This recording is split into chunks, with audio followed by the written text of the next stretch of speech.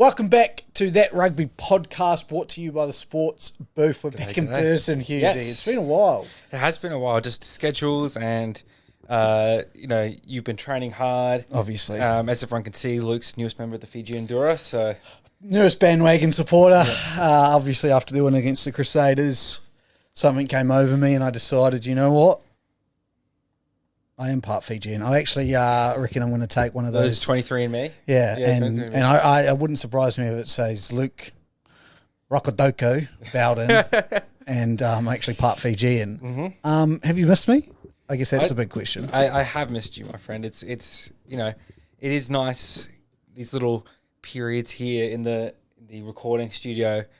So it's good to get back in person, Yeah. And I feel like the shit talk flows better in person. It does. You know? It's easier. Yeah, it is. definitely. You know, when I can see the hit that you've taken after I say my Hurricanes are second on the table, whereas your Waratahs are second from the bottom. Yeah. So, I can see the despair in your eyes. Well, considering I predicted the Hurricanes to come top of the table.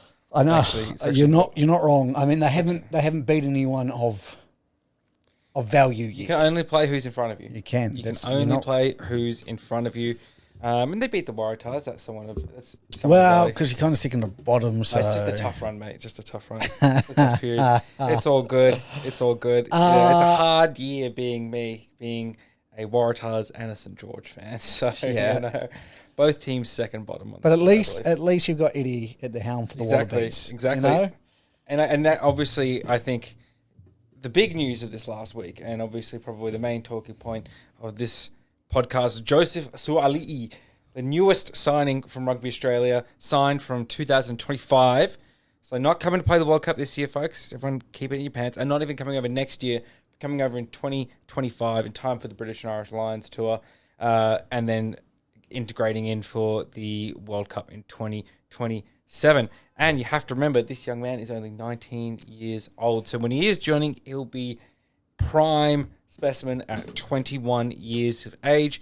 Obviously, this is very big news, and I think this is probably one of the most predictable cross-code signings we've ever seen. He was from a rugby background, playing rugby at the King's School. Ever since it was announced that the World Cup was going to come to Australia in 2027, the first thing you posed to me, if you had this new money that Rugby Australia's gotten, what's the first thing you would do with it? And I said the first thing I'd do is sign Joseph-Aukuso Sua'ali'i. And look at that, I called this months ago. It's that obvious. It's a big name signing, and look, I have some opinions on this, and there's some opinions in reaction to some other people's opinions on this. But first, I want to hear your opinion on this as a New Zealander and as a fan of the game of rugby. Yeah, as a fan of the game of rugby, great for the game of rugby. Yeah. Massive win for the game of rugby against league.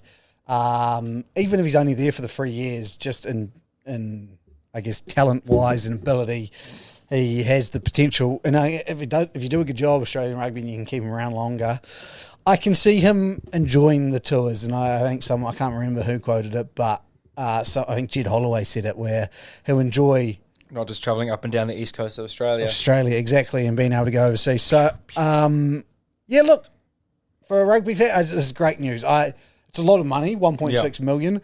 I've got zero problem with it, because the way I see it, if I'm Australia Rugby Board, if this works out, if this goes this can go two ways, obviously. It can go bad, he doesn't play well, rah. I don't think that will happen. I still think he'll play well. Can he lift the Wallabies to another level? We'll wait and see.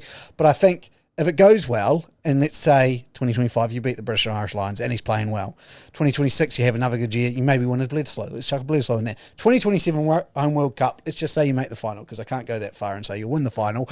But let's say you make the final.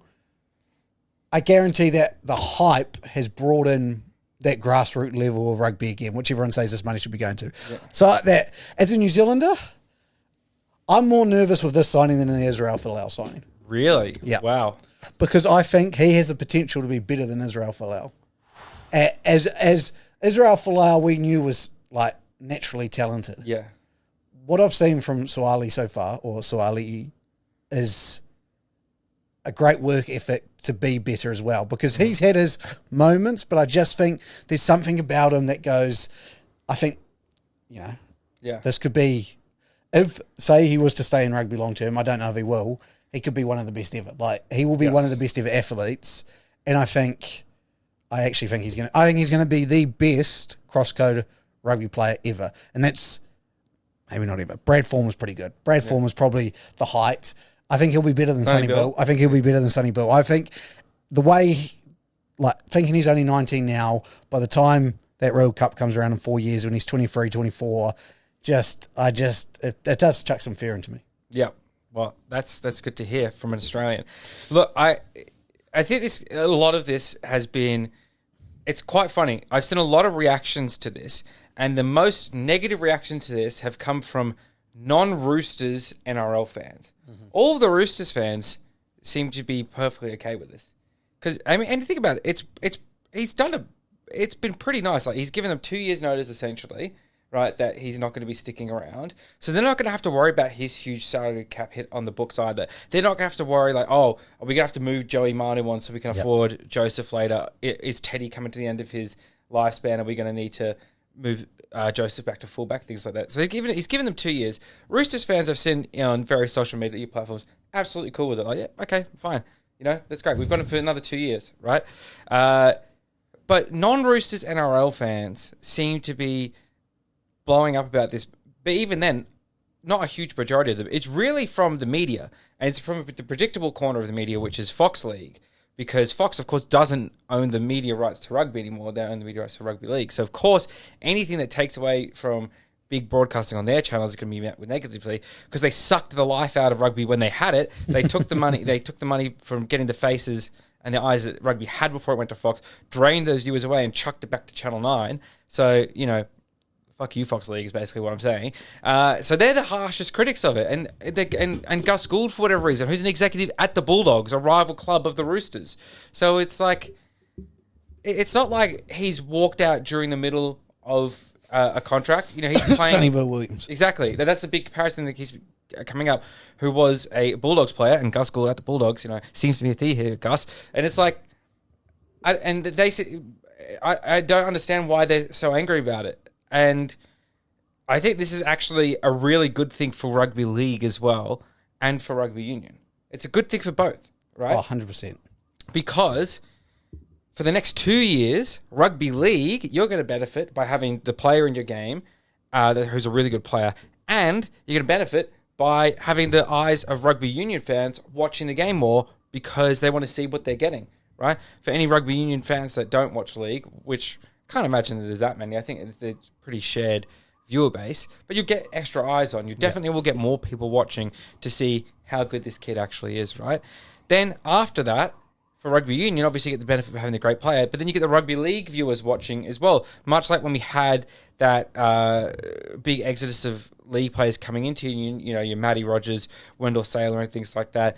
Even more recently, Israel Falou. When you have those cross-code swappers, you get a little bit of the fan bases coming back and forth. And it's not as if league will be losing those viewers either. League will still be retaining those viewers, but they'll just be watching some rugby then as well. So I think it's a great thing for both sports. And there really should be more cooperation between the NRL and rugby union, because like it or not, rugby union and rugby league, especially in Australia, is such a unique situation that it's not really comparable to anything anywhere else in the world, right? Even English Super League and the French Rugby League don't really compare. They're not even close to the level. I think here, because NRL is more popular on a local level and union is ascendant internationally, is the difference. So it's such a unique situation we have here. And no other sport in the world has this, right? Where you have two codes, 100%. Two top-level codes, right? So, like it or not, rugby union and rugby league are inextricably linked. Yeah. In the eyes of people here in Australia and overseas, right? When you say rugby here, people think of either one of the other. They always ask, union or league? Yeah, they're close together, right? So you need to support each other, because the worse one does, the worse the other does. Correct. And really, they need to be uniting in the face of common enemies like AFL and soccer. And even then, enemies is in quotation marks, it's competition, right? Yeah. So I really feel like they should be working closer together and promoting the sport of rugby. Union League working together as they should be with this Joseph-Aukuso situation, Yeah. is a step forward. And so I don't understand why people are so angry or seemingly so angry about this move. Right? It's a fantastic move for both codes. 100%. It's generating headlines, which is beneficial. That's for what both I just codes. want to touch on just quickly, because I think you've talked about it really well. Like the rugby code war's back on. Like there wasn't a lot of like to and froing. Yeah. You know, it was like you always, when the Kangaroos were as dominant as the All Blacks, you always had those times where you did like, what would happen if the Kangaroos played the All Blacks, and that was kind of the height of the wars for the past like 8 or so years. And now it's like, wait, the superstars decided union over league, but he's giving league this time. I love what Brandon Smith said, like that's what it should be. Like you want those characters, and you want it across the board where a league is going, I don't really care about your unionship, but I also back the All Blacks, or I don't care. If I was, let's say, a Rooster, Jimmy Tedesco, I'd be like, I'm glad for him he's going. I hope the Wallabies get one up over the All Blacks and take over Bledisloe. Like you said, I think they work so interchangeably well that they, and you said another good point with the marketing. I mean, 2 years, like you said, Sua'ali'i plays for the NRL, then he goes over to Union, and it's like there's still going to be all these headlines coming from the NRL about Sua'ali'i. Like when 2027 comes around, when his contract up, like it's going to be just a news story for the next 6 or 7 years. Yeah. Like it's just going to create headlines, and like you said, against those enemies, those competitive sports where I think, like you said, instead of butting heads, if we could work parallel, if we get on some train tracks and we just start heading. Well, we saw seen some positive signs already this year, like the Waratahs and the Dragons doing some training together, right? And Manly as well, I believe, had some training. The Waratahs, Yeah. So some more stuff like that. I mean, some of the best social media posts or funniest ones, like I saw last year, Big Nelson showed up to a Super Rugby game that Sua'ali'i Vunivalu was playing in, and held up a sign that said, Sully, remember me, we won a premiership together. And he's like, and like little supportive things like that, so. And just recently had Geordie Barrett at the Melbourne Storm. Just work together. The marketing, exactly. It's golden. And just that starts the rumour mill. Both teams are both sports are able to drop some content on, is Geordie Barrett signing for league? Is he, what's happening, And just, stuff like that where you're supporting both. It's seen as a partner game instead of a competitive sport, because the different codes are not enemies, right? In rugby, the rugby codes are not enemies, right? They're brothers, they're cousins, right? Where they've diverged at one point, but it's brothers, Rugby union, the older brother; rugby league, the younger brother, right? Rugby league's always trying to get one up over rugby union. Got a bit more of that fire in them. Rugby union, well, I mean, I'm the older brother, so I know it's obviously better. So you're obviously a bit more classy. Exactly, you lead from the front. Yeah, you do things the right way. Yeah, a bit more wise. You let the younger sibling have one win now and again, because they have to. You feel responsible for them, and so. So big question is, I guess, to you as an Aussie fan, what does Sua'ali'i bring you? So how do I pronounce his name properly? Sua'ali'i. Sua'ali'i. I believe. Yeah, so. I think because I pronounced it in a YouTube video and someone called me out for it. So Sua'ali'i. Sua'ali'i. What does he bring the Wallabies? A fullback. The fullback they've been searching for. Yes, he does bring you that. I mean, as in British and Irish Lions series, Bledisloe's. Like, what do you expect the trophy cabinet to look like after Sua'ali'i runs his hands through your sport for 3 years? I don't like putting that weight on people. It's like, for me, I don't know. I don't even know what to expect. I'm just happy. There's a Wallabies loser mentality. Come on, give us what you really expect. This is a generational talent. This is Izzy Falou coming back. You got to a grand final. You won a Super Rugby title with Izzy Falou. You made a World Cup final. Yeah, I don't know. You've got the combination of Eddie Jones, Sua'ali'i. Yeah, I think a World Cup is not out of reach. The home World Cup, I think that's achievable, right? Home soil, it's a big time for rugby, as well as Sua'ali'i coming through. You got Max Jorgensen coming through, another sensational talent. You got some really good young players coming through, setting you up for that 2027 World Cup. So I'd say that's probably what I'm thinking is that obviously because it's not signed until 2025. This is the 2027 World Cup. Yep. Right, where at the moment you're looking around, right? Yep. All Blacks are losing. Their star generation is getting older, and a lot of them are going overseas, right? 2015 was our star generation, but this is the second coming of it. This is a big loss. So we have even a big group. Continue. Yeah. England's fallen apart at the seams, right? At the moment, France look pretty good. Ireland look pretty good, right? But you got to think France don't look good. Continue. France look like a top 4 team, right? I think you can give them that. No, I disagree. You don't think they're top 4? No. Who are your top 4 then?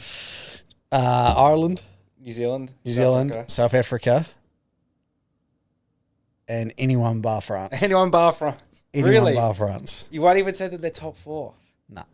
I think that in this World Cup, we'll get to our World Cup predictions eventually down the line. I don't think they make it past the quarterfinals. Okay, fair enough. So they're not like when I see the semi-finals, the way I see that has a lot to do with the bracketing, though. The bracket I understand, but I see Ireland and South Africa or New Zealand. One of those three are going to be in one semi-final spot. I don't give a damn. Okay.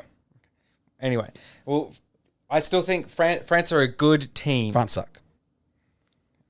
I honestly think you could put the Dura up against the French, and the Dura would on their day, the Dura can beat anyone. Put them as long as it's not played in France. In Suva, in a packed Suva stadium, the Dura can beat anybody. So I think you've said continually, though, that France have only beaten people when they played at home. This latest World Cup is being played in France. Yeah, I'm not bothered. Okay. Nah, they're going to lose in the quarterfinal. I hope they play New Zealand in the quarterfinal, and I hope we knock them out. Yeah. I don't hope. I know we will knock them out. So. I don't say I disagree. I'm not a big French supporter by any means. Right? I'm not out here waving the tricolour, singing La Marseillaise. This is one of the hills I'm willing to die on. Yeah. Is my anti-French stance now. I've decided. La Marseillaise thing, actually. So, Marseillaise. But yeah, I think that they are a top 4 team currently. Because maybe not necessarily because they're that good, but just because everyone else is not that good either. Not that good. I don't know what topic we were on before this. That's how much the French have flared me up. Yeah. What were we discussing before this? I was talking about the downfall of other teams and the rise of Australia. Australia, there you go. Yeah.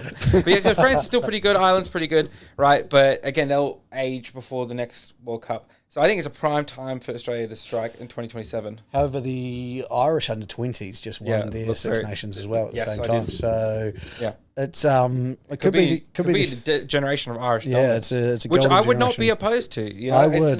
Like I said, when teams get too good, it annoys me. That's why the French annoy you. Yeah, no, well, they're not good, so they don't annoy me because they're just not good. I don't mind the Aussies being good.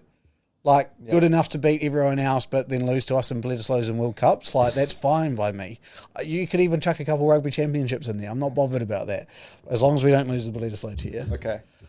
The day that happens, because we did discuss this. You said you would rather Australia wins a World Cup than wins. At the moment, I think with the history of the Bledisloe, because it happens every year. Yeah, just the streak of it.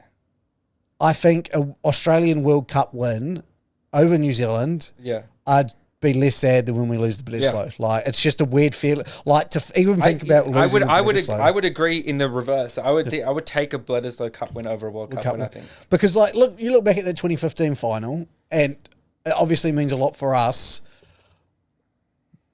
But say we had lost the Bledisloe Cup that year, I would have traded that in an instant. Yeah, and gone, and that would have been the whole. That would have been the whole Australian line was like, okay, whatever we want the Bledisloe. And that's going to happen when it does, because it's eventually going to happen. There's no way in the future of all Bledisloe Cups that we keep winning. Yeah. There's going to be a point where we lose.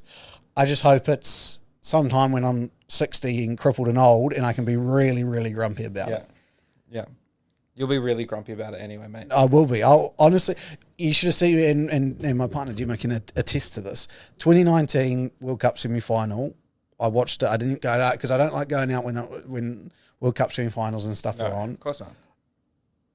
At home, and I couldn't talk for 4 hours afterwards. Yeah. And I just sat there, and it was quite late, and it was I was up until 3 a.m. and I was a shell of a man. Mm-hmm. I was a shell of a man. And these things happen when the All Blacks lose World Cups. But when that Bledisloe Cup time comes, I'll be in a dark place. Yeah.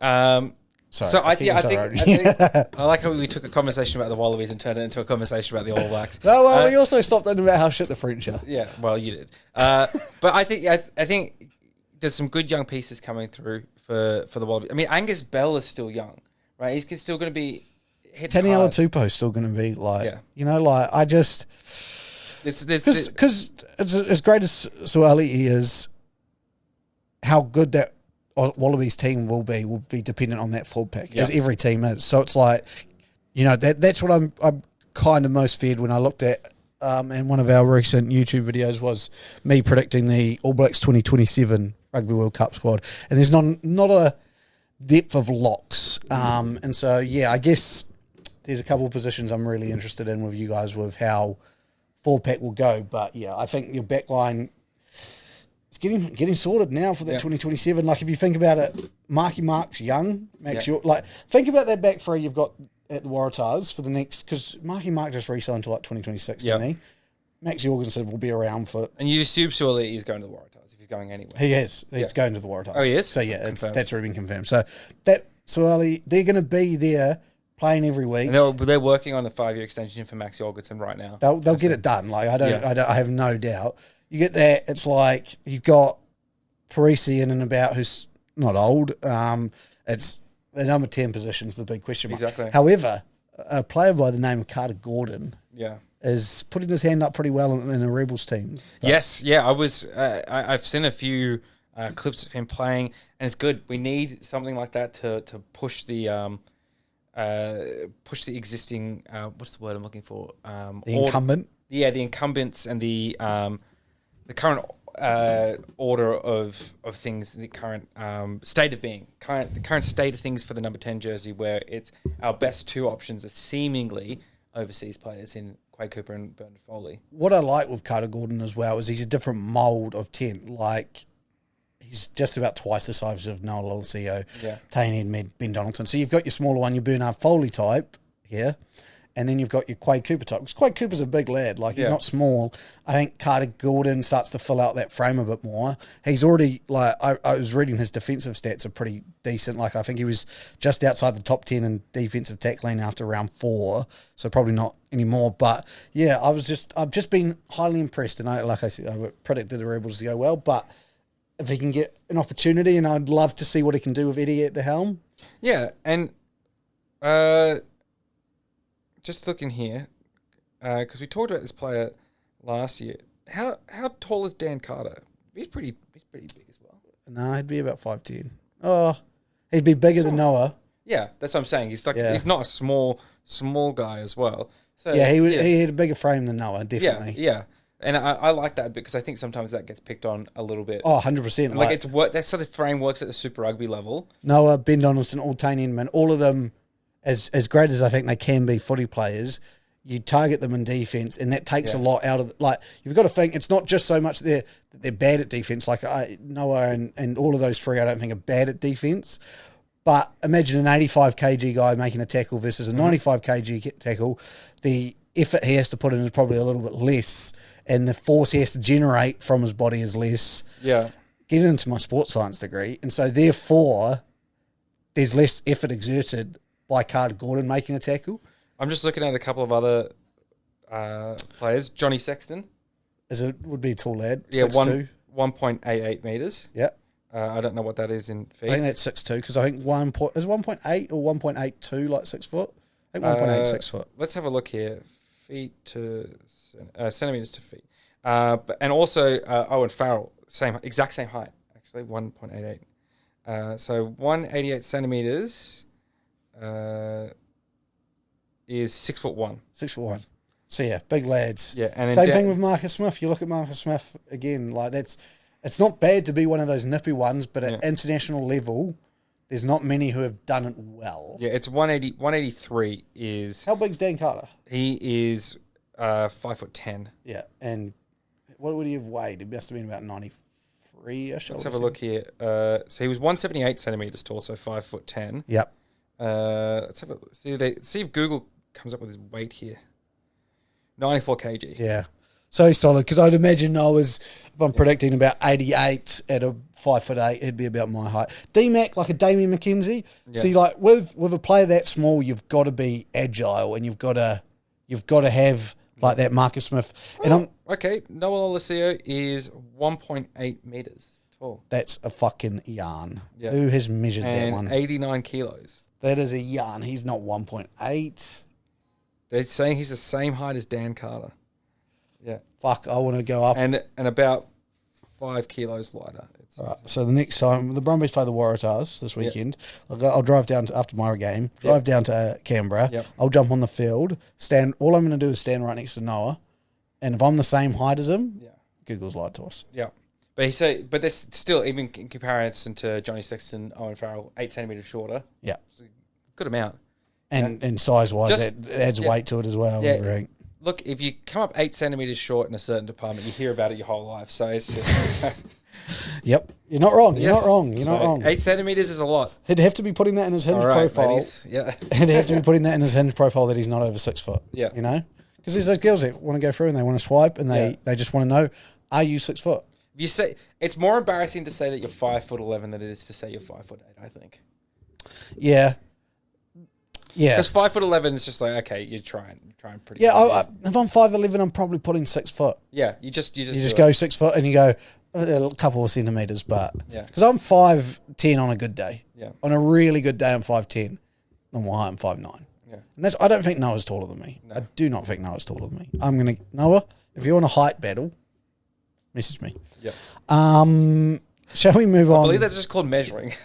Height battle. It's a height battle. It's like a rap battle, but next time I go to the we could just call it a rhyme off. Yeah, but next time I go to the doctors, battle. are going to say, yeah, let's have a height battle.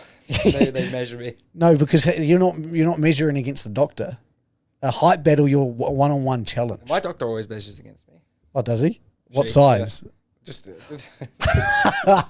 was all good until you said she, and then I was like, oh, okay, alrighty. What was next? Oh, Brandon Smith. She says she's a doctor anyway, but yeah. Check the prostate. Brandon Smith, did you want to have a yarn about this? I mentioned it earlier. Look, I think we said a bit about it, but I mean, it's just a bit of cheeky banter, isn't it? I couldn't believe people were getting so offended about this. Like he had to come out on his podcast and explain it, and I was just like, it's the cheese. I was like, if you don't know who he is, like, it's just a bit. That's what we like. And then Jed Holloway, it's just bounce back. It's nothing. It's nothing serious. And that's what I think is a problem, is that people take things too seriously. Like, I want to bring back the what was it, the Battle of the Sports or fight when they had the charity fights. You might not have done it over here in New Zealand. They used to have charity fights where it was league against union, and that's it's just like it was just like that's great. Like just who's better, mono on mono. Like I just thought it was just a bit of fun, right? Both guys just having a bit of fun. Brandon Smith showing that he's a New Zealander, right? You know, like he's a Kiwi. Like as much as he plays the league, he's still going to be an All Blacks fan. He would have grown up idolising the All Blacks, and probably cries into his stacks of money that he's not an All Black. You know, like I'm sure he's fine with his contract and everything like that as well. So 100%. There's no issue for him. And then I think it's just a bit cheap, but people online just go a bit too far, right? Social media, just sarcasm and taking a joke that doesn't exist on there.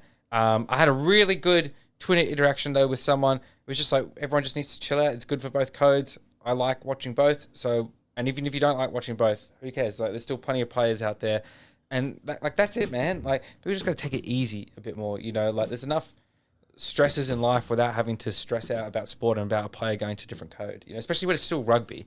100%. Like, at least he didn't pull like an Israel Falou and go to AFL. Yeah. You know? Which he could do. I mean, he's talented enough to do that. What I did like as well, like you were saying, the Roosters fans would be happy because he hasn't gone to a competitor. Like, you know, that's your dream scenario. If we haven't got him, at least no one else has got him. And no one else has got him, yeah. But, I reckon that's probably why all the other fans are salty. They're just salty that he didn't come to their team. Yeah. To be fair. Probably. I get that.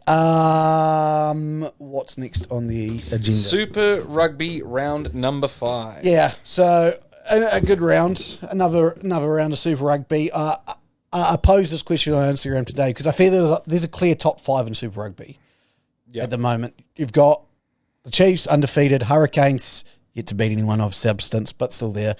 The Brumbies, Blues, Crusaders. Yep. And the Brumbies played a strong Crusaders side with a weaker team and put up a moderate fight. Like, I would love to see an actual Brumbies team, but hey, I get it. It's a World Cup year. You got to rest players. When you rest players, you make those decisions. I'm not judging the Brumbies doing it, because the New Zealand teams will probably do the same thing. Yes. We can take a loss to the Brumbies with our B team. It's no worries. Then you've got the bottom 7: the Reds, the Rebels, the Force, Highlanders, Waratahs, Moana Pacifica. And I missed the Jura in there. How did I miss the Jura? Because they should be a top 5 team. That's why. Up the Jura. Come on. I'm really interested about this bottom 7, about who's going to be the 3 to make it out. Yeah. I think we can put a line through Moana Pacifica. I still think they'll get some wins along the road, but I don't think they're going to push enough. I haven't seen enough from them defensively to say that they'll deserve a spot. So I'm looking at the bottom 7 right now here. The Reds, the Rebels, the Highlanders, the Dura, the Force, the Waratahs, and Moana Pacifica. Interestingly, the Waratahs, even though they're second bottom, have got the second best point differential of all those teams there. The only team... Played the hardest schedule as well. Exactly. The only team that's got a better point differential there is the Reds with 8. And that's after they had a massive blowout against the Force as well. So the Waratahs, I think there's a lot more panic about the Waratahs than there would be, mainly due to the Rebels' loss. And I think that people are still trying to come to terms. But I think that's calmed down after the Reds lost to the Rebels now. Yeah. And it's gone, okay, these Rebels are the real deal. The Rebels should have won in first week against the Force as well. It's not like you look at that and that's what those bottom 7 teams, you honestly on their day could beat any of those other bottom 7 teams. And look, they came close, the Rebels, and they came close against the Hurricanes as well. Exactly. Very close. That's what I'm saying. Like, and only if Adi Savia hadn't threatened them all with death, they might have come back and won it. Exactly. Yeah. But they were worried for their families, and so they had to throw the game, obviously. I would do the same. Yeah. But yeah, you're right. The Waratahs, who have they played? All right, week 1, they played the Brumbies and lost by 6 points. Brumbies currently second on the table. Week 2, the Waratahs played the Dura and beat them. So another one of those bottom teams that they took care of. Week 3, they played the Rebels, lost there by a try. And again, there's some decisions in that game I don't agree with. But the Rebels are also just a good team now. Week 4, played the Hurricanes, lost by 17 points. Hurricanes were number 2 on the table. Then they've played this week the Chiefs, obviously, lost by 10 points. The Chiefs number 1 on the table, right? So they've played the number 1, 2, 3, and 7th team on the table. They've lost to the number 1, 2, and 3 team on the table. And you play the 3 team again. And we play the 3 team again. So, yeah, it is a bit of scheduling nightmare for them. You go through these ebbs and flows. Like I've seen it. We talked about the Highlanders hadn't won a game, 0-3. Yeah. Then went, Force, Drura, and Moana Pacifica. And if you can get games like that in a row and you tick them off, you can. Like the Drura, I still go, man, the Drura lost such an opportunity when they bet the Crusaders to not follow it up with a win against the Reds. Yeah. I know it was in Queensland and the Reds are a good team. Like, are they? I'm still unsure so much about the Reds, but they beat the Reds there and they're sitting pretty and the Reds are back down where the Drura are. So you've got to take those opportunities when they come, when you're playing those bottom 7 teams, it is going to be about who beats who. Now, I would love to know, in your thoughts, who you think of those bottom 3 teams are going to make it out. Okay, I think it's probably not going to be that much of a surprise. I'm going to say the Rebels. I think the Rebels probably come out at 6. Yep. I think they're the top of the remaining teams. Let me just have a quick look here at some scheduling. And the Reds have got a few tough games coming up, but then they got Moana Pacifica. They have a bye. Then they have Force. They should win that one. The Tars, they'll lose that one. Then they have the Chiefs. They'll lose that one. And they have the Blues. And then they have the Highlanders, which they could win. So they don't. And then the Dura. So they've got like sort of a 50-50 remaining schedule of good teams versus bad teams. I think that could be enough to get them in. So I think the Rebels, the Reds, and then the Waratahs are my remaining teams. I think the Highlanders, Dura, Force, and Moana Pacific can miss out. So it's pretty similar. I've gone Rebels. The Reds are probably my biggest question mark. And that's Rebels, Tars, I think 2 that will make it. Yeah. Then I've got either the Dura or the Highlanders I think will be the other team to make it.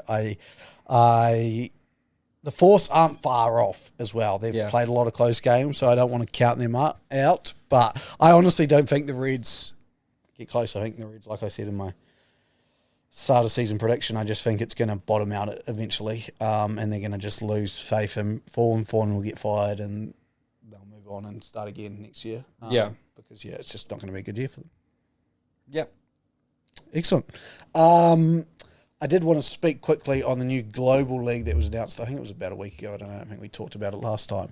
But they're looking at plans to bring out a new global league, and it's basically going to be replacing those mid-year tests, and it is the Six Nations sides kind of against the Rugby Championship sides, plus Fiji, plus Japan, and then you'll play like a team each over that period. So I think like in the July series, they'll come down here. You'll play 3 games. So Ireland, as an example, will play the All Blacks, Fiji, and Japan. Wales will play Australia, South Africa, Argentina, so on and so forth. You play all those games. And then I believe at the autumn series, they go back, do the same thing the other way, and then the top 2 teams of those kind of pools will face off in a North versus South head-to-head. Which I was like, as much as how great these series are, like, they're not. I'd be interested to know how much revenue generating they are compared to what they're about to implement. So it'll be interesting to see times ahead. I didn't put it on the run sheet, and just quickly before we get onto your top 10, Razor Robinson in the hot seat now for the All Blacks for 2024. The battle of Razor versus Eddie. I'm excited. I don't like how it's been done. It's just weird to know you're having another coach after the World Cup. I think it should have taken its flow, but I understand why they had to do it. Can you imagine being in a job and, he hadn't resigned yet when they were still talking to people around about him leaving. So then they pretty much forced Foster to say he's not coming back. Yeah. They stuck a hard hand into him and said, you've got into this World Cup, do the World Cup, head out, with your head held high, and then we'll bring in this new young buck. It just, to me, it sits wrong. Yeah, I think, for me, it depends on the whole Foster situation, because I don't 100% know how that all played out, right? If Foster was the one to come and say, hey, look, I don't know if I want to continue past this World Cup or not, even if he doesn't say I'm leaving after this World Cup, he just says I'm not certain I want to stay on, I've got no issue with them with New Zealand Rugby going out and saying, hey, look, we're just going to find someone else.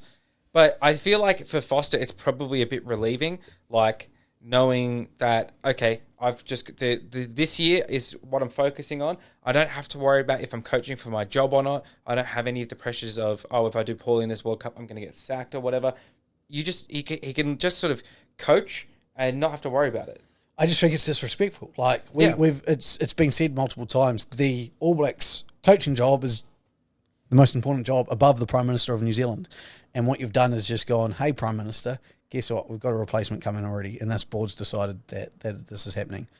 And then he's been asked, this is what was going to happen. So I understand why they had to do it to get Razor, and I'm glad they got Razor. I think the way you went about it sets a bad precedent for such an important role in New Zealand rugby. Yeah, definitely. But it's different when we've got our history to what you guys have, and when you had the opportunity to go on Eddie Jones, you had to make that move. Yes, I don't think it's comparable to the Eddie Jones move. Exactly, I think it's different circumstances, but I think as well. I don't know. Maybe this is harsh. Maybe this is just me not understanding fully. But I don't think you see a repeat of this with Razor in like 4 years' time, whenever his contract's up, because I think his personality is such that you just wouldn't be able to do that to him, right? I think Foster's sort of personality and approach is sort of, it sounds a little bit victim blaming-ish, but it's sort of, he seems very backseat, whereas Robinson very much in your face all the time. And I think it's a similar thing with Eddie Jones. Like when Eddie Jones got sacked by England, obviously huge uproar, and now England rugby is a burning trash can, right? So I think New Zealand rugby, I don't think this is a stunt you can pull again. Yeah. Right? I don't think you can do this again. I don't think the circumstances will repeat themselves again. So I wouldn't be that worried about it. But then I'm also like, well, they got themselves into a situation to start with. Yeah. When they hired Ian Foster and did what they've done, like, And this is the issue. There's just a lot. I think they've done a lot more wrong than right with Ian Foster hiring, with this whole new hiring. That's left me disappointed with New Zealand Rugby. Yes. All right, Hughesy. My friend. Yes. Buddy old pal. Mm-hmm. Obviously, last week on the podcast, I gave you our top 10. Yeah. My top 10, not our. My top 10 rugby players ever. Hughesy this week. It's his time to give his top 10. Yeah. I have yet to see this. Oh, really? Okay. I haven't read. Well, we had some post. We had our post podcast chat last week, and then we actually had a post podcast chat, just me and you. And I said that I was going to put Israel Falou at 10. Now, in doing my research, I've had to go back on that. He exists in my honourable mentions because obviously he didn't have the longest career, but I think the period that he was playing, you could argue that he was the best player in the world. That he transformed that Wallabies team. Obviously, you mentioned his credentials before me. Took the Waratahs to a title, which they never won before. Took the Wallabies in the midst of Rugby Australia having some of the worst administration it's ever had to a Rugby World Cup final, right? And was, changed the game every time he was on the field. Yeah. Right? So I think you've got to recognise that. And I think it's almost like an Antonio Brown in the NFL situation where he could have been so good. And just doing some research on some other players, I'm just like, no, I can't put him in that top 10 because their career wasn't that long. But he does exist in my honourable mentions, along with Brian Habana. Oh. Brian Habana's not in my top 10. Interesting. Gareth Edwards. Yeah, not in your top 10. Not in the top 10. Oh, that's gonna... And Tim Horan is another one of my honourable mentions because he was fantastic. Yeah, good to you. But my number 10 is a player that I did not think I would put in my top 10, right? But existed in your top 10. But the more I read about this guy and the impact he had on rugby, I knew I had to put him in there. And that's Sergio Parisse, right? Just what he did for rugby and Italian rugby, I couldn't get past it, right? I looked at some other folks' top 10 rugby players, top 15, top whatever, rankings of rugby players, and just little blurbs on them, and what Parisse did, and I'm not even sure if I'm pronouncing it right, but I just looked at his achievements and I thought, you know what, he exists. He deserves to be in the list. May not be higher rated than Habana at Rugby 08, but he deserves to be on the list. I will say I did see that one list had Antoine Dupont already in their top 10 rugby players of all time. That's just fucking ridiculous. I just wanted to say I knew that would trigger you, so I needed to bring it up. Because if you're going to do that, Bowden Barrett has to be over Dupont. He wasn't. Which is just whoever did that, you're going to link me that, and I'm going to go on my Sports Booth account and I'm going to comment that you're a fool. Yeah. Right? My number 9, so you'll enjoy this one, George Gregan. That is ridiculous. I mean, for me, it's the clip. And I mean, there's so much that's happened since then, but it's the clip in the World Cup where Australia knocks New Zealand out and he's just mouthing 4 more years to the All Blacks players. He was just fantastic for Australian rugby as well. And truly an icon of the game. You can't argue that George Gregan is not an icon of the game. Number 8, we've got Martin Johnson, the English skipper that took it to a World Cup, a bit of an underrated player, but he really embodied what I think English rugby tries to be all about. Definitely. I can get behind that one. Number 7, Victor Matfield. I know you had... He's on Matt Rushmore. Yep. Yeah, he's up there as well. Number 6, Johnny Wilkinson. Again, another icon of the game that when you think about rugby, you think about Johnny Wilkinson. Number 5, David Campese. Yep. I mean, incredible, amazing player. Number 4, Jonah Lomu. Okay. Yeah, and I think my top 3 is the same as yours. Same as Brian O'Driscoll, Richie McCaw, Dan Carter. Okay. Yeah. So run through the list from 1 to 10. Number 1, Dan Carter, right? And again, I looked at a lot of these lists, right? And a lot of them put Lomu at the top and I think that's a bit of a cop out. It's a bit of an easy answer because he's the OG superstar. But I think sometimes, and it's a bit why I took Gareth Edwards off, is that off the top 10 is that it's hard to compare athletes that play in such a different generation. Yep, definitely. When the game has changed so much. But you can't deny that he does belong up there. I mean, Dan Carter, I think he's always played that second fiddle role to Richie McCaw. I think it's unfair, unfairly so. Richie McCaw has to be up there. You can't. Yeah, even as Australian, you have to recognise his achievements. O'Driscoll, I mean, I just love him. Rugby 08 would just, amazing. We're going to get Rugby 08. I'm going to get it for us at some point, and we're going to sit here and jam, and I'm just going to... Maybe we'll do a pre-Bledisloe Rugby 08 series. David Campese at 5, Wilkinson at 6, Matt Field 7, Martin Johnson 8, George Gregan 9, Sergio Parise 10. So no John Eales. No, I did... John Eales over Gregan? No? I did think about that. But I think... Your camera just did. My camera did just die. That's all right. But I did think Gregan... I think Eales was the better leader. I think Eales was the better wallaby. But I think if you're looking at him as just a player that you could put on a team, I would say Gregan, if you know what I mean. Yeah, I can see what you're saying. But I think Gregan had more skill. It's a similar reason why I put Dan Carter over Richie McCaw, right? Is Richie McCaw, I think, was a better All Black in that what he did for the team was bigger. But I think if you just looked at the player in isolation, you would say Dan Carter. And you've got Matt Field over Eales. Yeah. You think Matt Field's a better lock? I do. Actually. And no props. Yeah, I know. It's hard. Props are hard to put in there. It is. Look, other than Gregan, I don't mind the list. Yeah. I knew you'd object to Gregan. Because I don't think like Habana's better than Gregan. I don't even think Israel Falou is better than Gregan. Really? As a player, Israel Falou was a better player than Gregan. I see what you're like. Impact-wise, I see what you mean. And it's very the same as Sergio Parise. Impact-wise, I can get what you're saying with Gregan. But I'm coming back to the argument of best player. Izzy Falou. Izzy Falou is better than Gregan.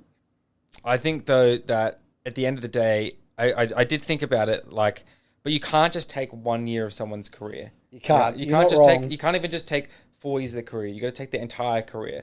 All right, and he's playing rugby union at the moment, and he's the postscript in a news article, right? He's a headline on the Daily Mail, right? That's about it, right? That's the only place he's generating headlines anymore. I'm just thinking about worldwide halfbacks that have ever been, and if there's any better than Gregan. And I can't... Like, Aaron Smith will be up there once he retires. We tried to make it so it wasn't any current players. Yeah. Because I don't think that you can really judge them until their career's finished. Yeah.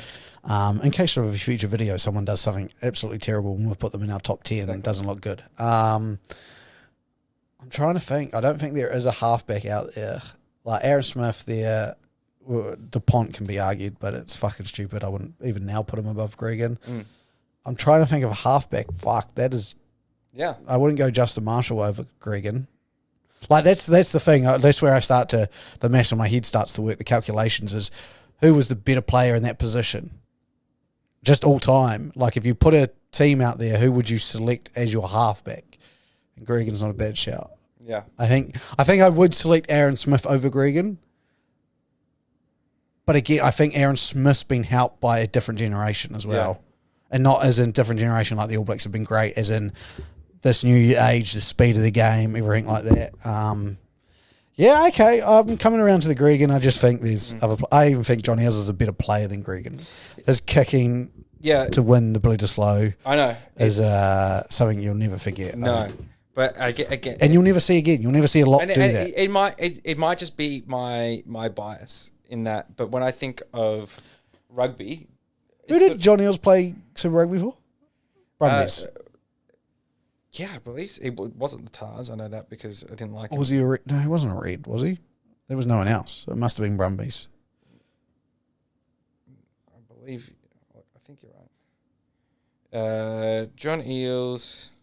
No, it was the Reds. I was about to say, I don't think it's the Brumbies. Yeah, the Reds. Oh, I didn't know he was a Queenslander. Good on him. Yeah, he only played 5 years of Super Rugby. Yeah, because he retired pretty quickly after that. Yeah, I'm coming around to it. Right. Yeah, I know. It was a tricky one. Like when I thought who, and it was sort of a tossing up between those two for that spot. Eales. I like the Martin Johnson call. I don't even think he came into my equation. Yeah. Because he was quite at the pinnacle of that English team. And he did it for a long time as well. So. Exactly, 16 years. Yeah, so I think that has to be respected as well, the longevity. 16 years. When did he retire? 2007. So this is my rugby knowledge is really coming out here. Yeah, let's have a look. Did he play the 2007 World Cup? Nah, surely he didn't. So maybe it was 2000. Martin Johnson. He played until 2005. Ah, yeah. So, but he played. That's how long he played his English. No. Until England, he retired 2003. But So he retired after their World Cup. He played 2 more years of top level, level. just not national representation. And so he started in like 87. 87 for England. No, 80 or under 18s. It was Yeah. 87. 89 was his Debut. Wow, debut. that is a mammoth career. Yeah. So he went to 3 World Cups. I'm glad he won that World Cup. Yeah, 6'7", 2 meters tall, 120 kilos. Like Cauliflower ears that you'll never see again. yeah, fucking Neanderthal brow ridge. Honestly, he looked like he was your atypical rugby player. Yeah, exactly. I don't know. I think if you put like a rugby player picture in the dictionary, I think you'd get Martin Johnson. Yeah, like, that's what you'd expect to see. Fuck, he'd be dumb because he's a lock as well. God, he'd be so dumb. Locks are dumb. Yeah. It's because your brain needs blood to function. Exactly. And he's just heart so far from his brain. Honestly, I I hear all the oxygen on the way. I love Brodie Retallick as a rugby player. It's thinner up there as well. He just sometimes when I see interviews with him, I'm like, oh, it hurts my soul. Yeah.